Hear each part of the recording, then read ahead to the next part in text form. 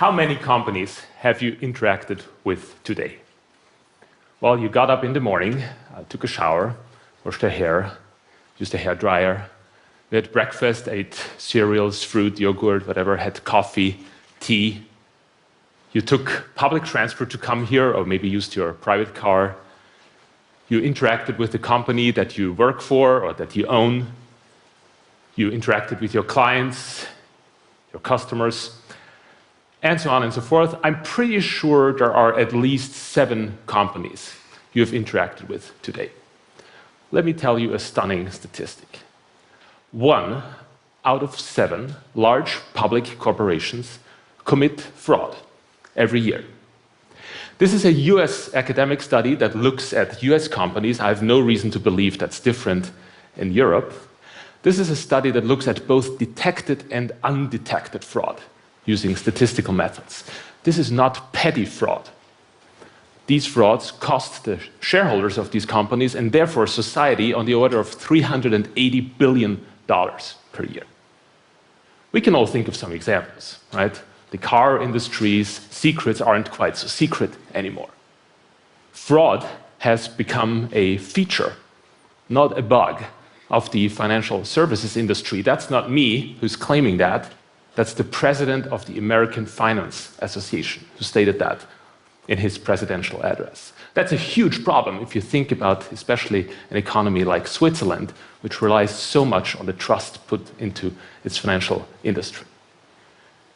On the other hand, there are 6 out of 7 companies who actually remain honest, despite all temptations to start engaging in fraud. There are whistleblowers, like Michael Woodford, who blew the whistle on Olympus.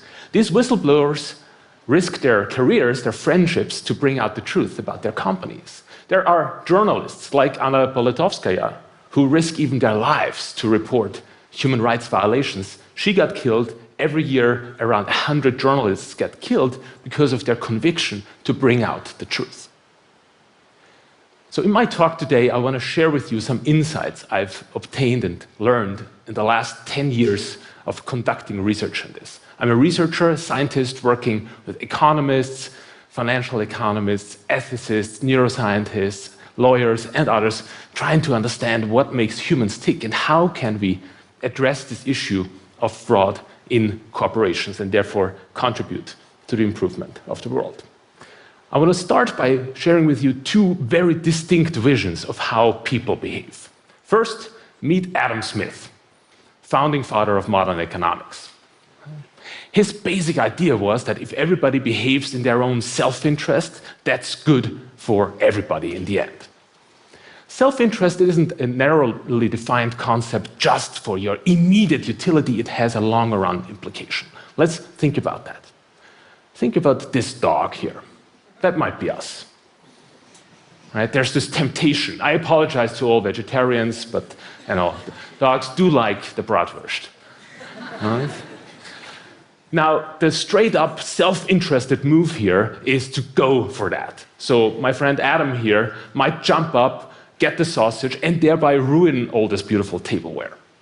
But that's not what Adam Smith meant. He didn't mean disregard all consequences. To the contrary, he would have thought, well, there may be negative consequences. For example, the owner might be angry with the dog, and the dog, anticipating that, might not behave in this way. Right? That might be us, weighing the benefits and costs of our actions. How does that play out? Well, many of you, I'm sure, have in your companies, especially if it's a large company, a code of conduct. And then, if you behave according to that code of conduct, that improves your chances of getting a bonus payment. And on the other hand, if you disregard it, then there are higher chances of not getting your bonus, or it's being diminished. In other words, this is a very economic motivation of trying to get people to be more honest or more aligned with the corporation's principles. Similarly, reputation is a very powerful economic force. Right? We try to build a reputation maybe for being honest, because then people trust us more in the future. Right? Adam Smith talked about the baker who's not producing good bread out of his benevolence for those people who consume the bread, but because he wants to sell more future bread. In my research, we find, for example, at the University of Zurich, that Swiss banks who get caught up in media and in the context, for example, of tax evasion, of tax fraud, have bad media coverage, they lose net new money in the future and therefore make lower profits. That's a very powerful reputational force. Benefits and costs. Here's another viewpoint of the world. Meet Immanuel Kant, 18th century German philosopher superstar.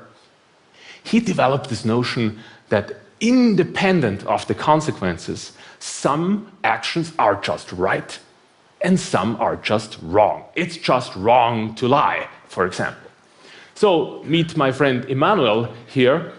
He knows, yeah, the sausage is very tasty, but he's going to turn away because he's a good dog. He knows it's wrong to jump up and risk ruining all this beautiful tableware. If you believe that people are motivated like that, then all this stuff about incentives, all this stuff about code of conduct and bonus systems and so on doesn't make a whole lot of sense. Right? People are motivated by different values, perhaps. So what are people actually motivated by? These two gentlemen here have perfect hairdo, but they give us very different views of the world.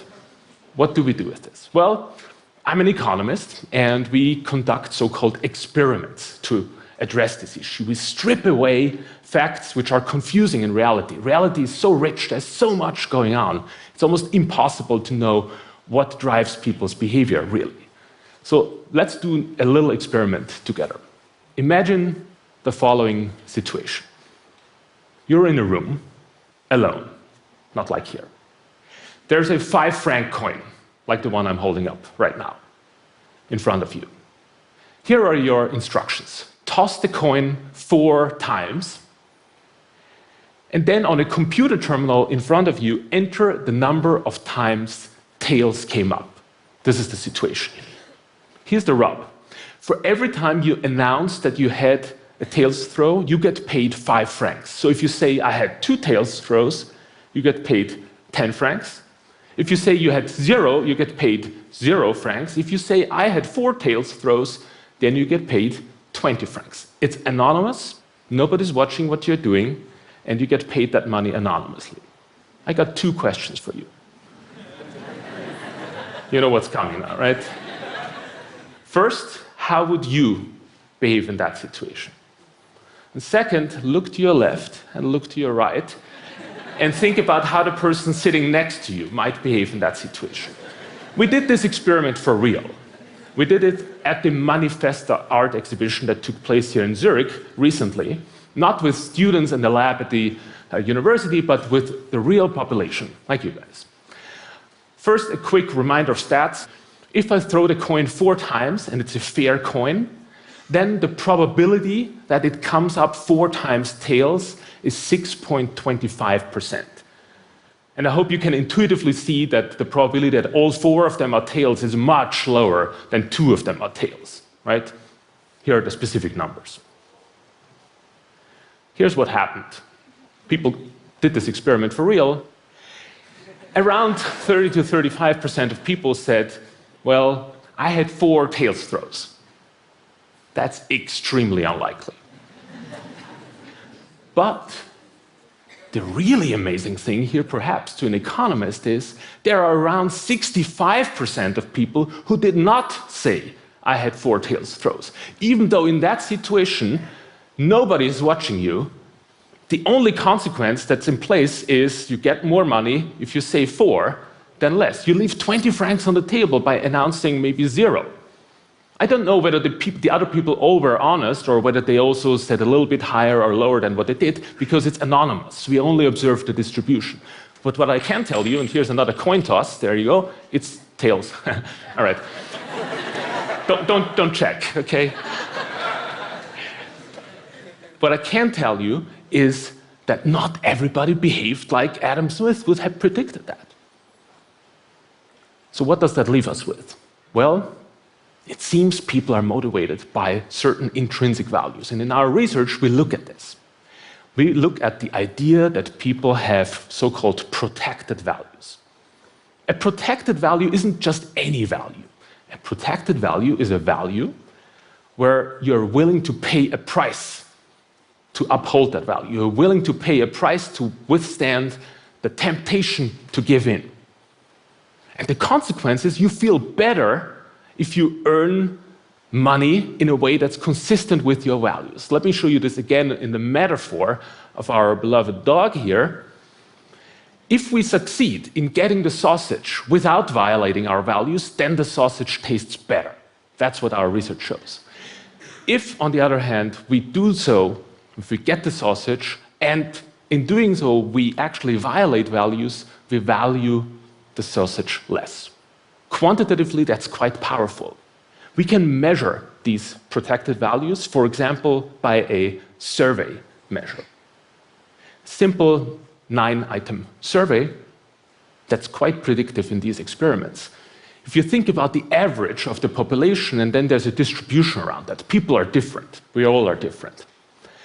People who have a set of protected values that's one standard deviation above the average, they discount money they receive by lying by about 25%. That means $1 received when lying is worth to them only 75 cents. Without any incentives you put in place for them to behave honestly, it's their intrinsic motivation. By the way, I'm not a moral authority. I'm not saying I have all these beautiful values, right? But I'm interested in how people behave and how we can leverage that richness in human nature to actually improve the workings of our organizations. So there are two very, very different visions here. On the one hand, you can appeal to benefits and costs and try to get people to behave according to them. On the other hand, you can select people who have the values and the desirable characteristics, of course, competencies that go in line with your organization.